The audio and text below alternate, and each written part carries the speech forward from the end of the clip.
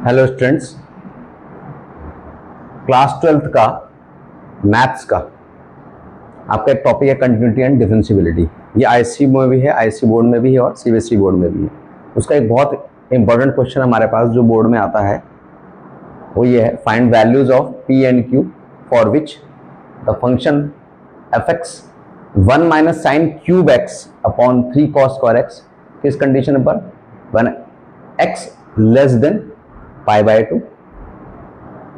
If x equals to pi by 2 तो function की value p given है आपको, और जब x greater than pi by 2 है तो फंक्शन की वैल्यू आपको ऐसे गिवन है। और ये आपको कंडीशन ऑलरेडी गिवन है कि ये फंक्शन क्या है, कॉन्टिन्यूअस है। तो अगर फंक्शन कॉन्टिन्यूअस है तो हम इस क्वेश्चन को कैसे करेंगे। अगर फंक्शन कॉन्टिन्यूअस है तो इसका मतलब left hand limit, right hand limit और फंक्शन की वैल्यू इस पॉइंट पर तीनों क्या होंगे, बराबर होके चलेंगे, इक्वल होके चलेंगे। लेकिन अगर इक्वल होके चलेंगे तो वैल्यूज हैं क्या वो, तो हम लोग क्या करेंगे, इस पे लिमिट लगाएंगे। तो क्या कंडीशन हो जाएगी, आप ये वाला केस लोगे, when x less than pi by 2। अगर x पाई बाय 2 से छोटा है मतलब कौन सी लिमिट चलेगी, लेफ्ट हैंड लिमिट चलेगी। इसे हम लिख रहे हैं शॉर्ट में LHL। क्या हो जाएगा, लिमिट x टेंड्स टू हो जाएगा हमारे पास पाई बाय 2 माइनस और fx।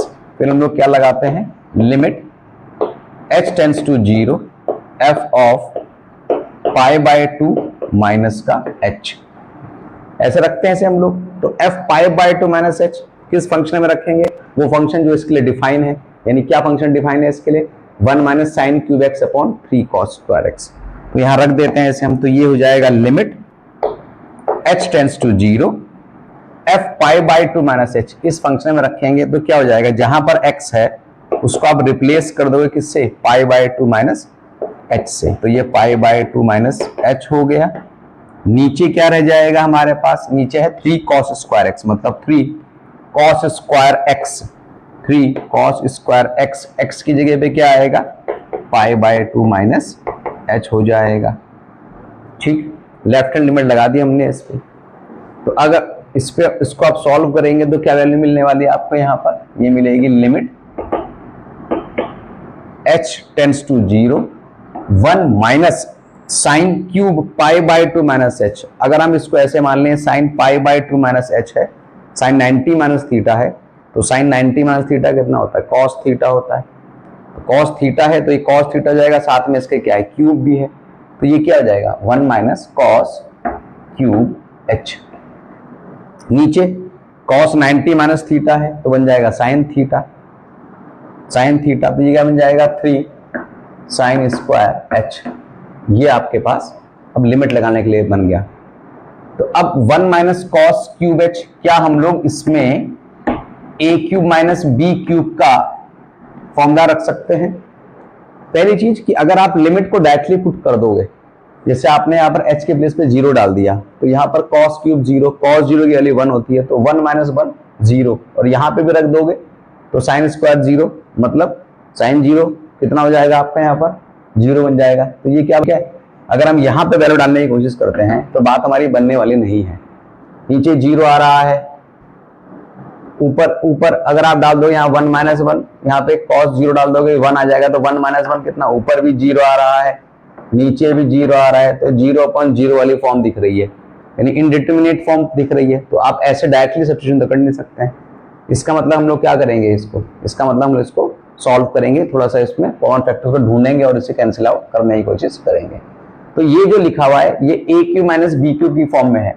तो a cube minus B cube क्या हो जाएगा, ये हो जाएगा a माइनस बी, फिर हो जाएगा a square plus b square plus ab।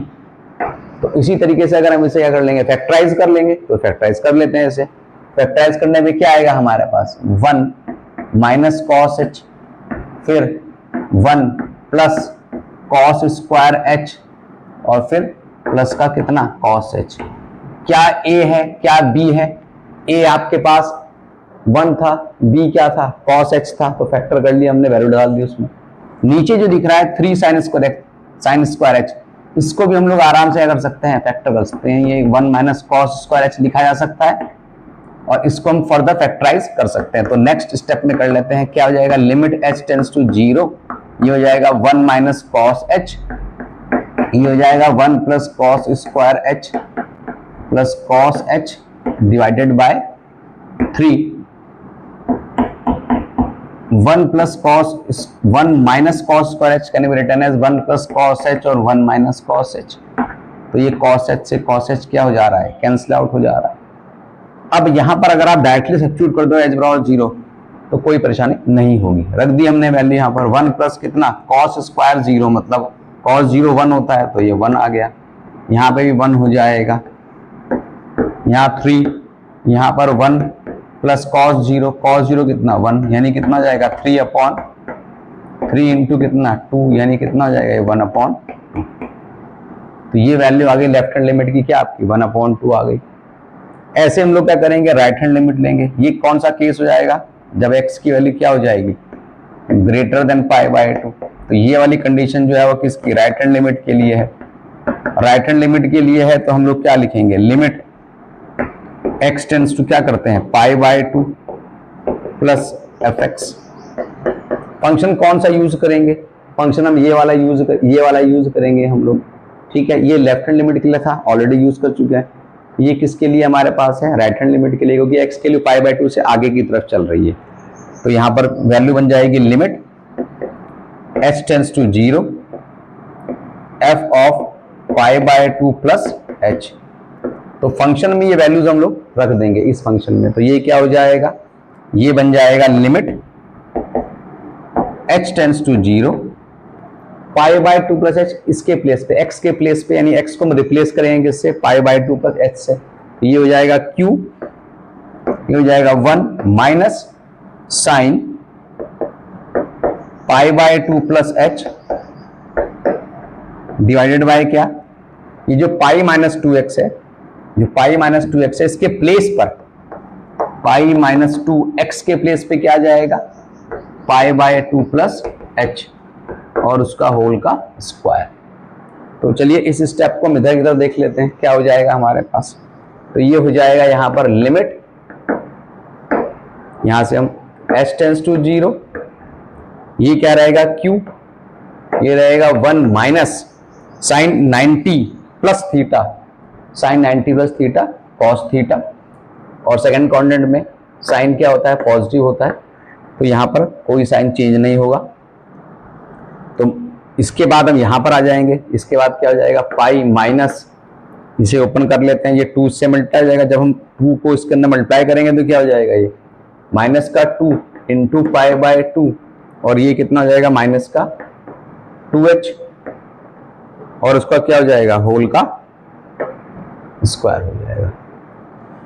यही बनेगी बात हमारे पास। तो ये क्या हो जाएगा फिर लिमिट h टेंड्स टू 0। अब आप देखिए क्या हो रहा है यहाँ पर q 1 minus cos h upon ये 2 से 2 कट गया और पाई माइनस पाई बचा, तो पाई माइनस पाई क्या हो जाएगा 0 हो जाएगा, और ये कितना हो जाएगा माइनस 2h का होल स्क्वायर बचेगा।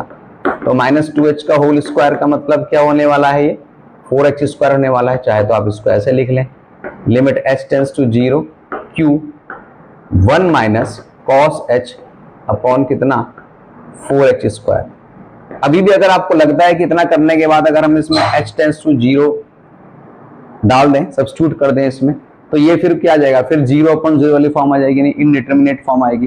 तो भी आप इसे सॉल्व अभी नहीं कर सकते हैं। तो आप क्या करेंगे, इसको थोड़ा सा सिंप्लीफाई करने की कोशिश करेंगे ताकि हम लिमिट लगा सकें इसमें। लिमिट h टेंड्स टू 0, क्या वैल्यू डाली जाए कॉस की जिससे 1 कैंसिल आउट हो जाए, तो 1 कॉस h की वैल्यू कौन सी डाली जाएगी 1 माइनस 2 साइन स्क्वायर h/2 और नीचे क्या चल रहा है 4h स्क्वायर चल रहा है, ठीक है। उसके बाद क्या करेंगे हम लोग यहां पर,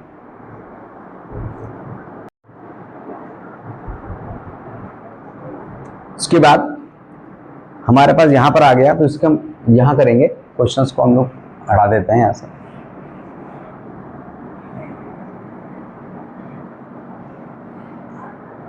इसे सॉल्व कर रहे हैं यहां पर हम लोग, क्या हो जाएगा limit h tends to 0 q, और ये जो 1 माइनस 1 हो जाएगा तो 1 1 कट जाएगा, क्या आ जाएगा अंदर 2 साइन स्क्वायर h बाय 2 और नीचे है हमारे पास 4h स्क्वायर।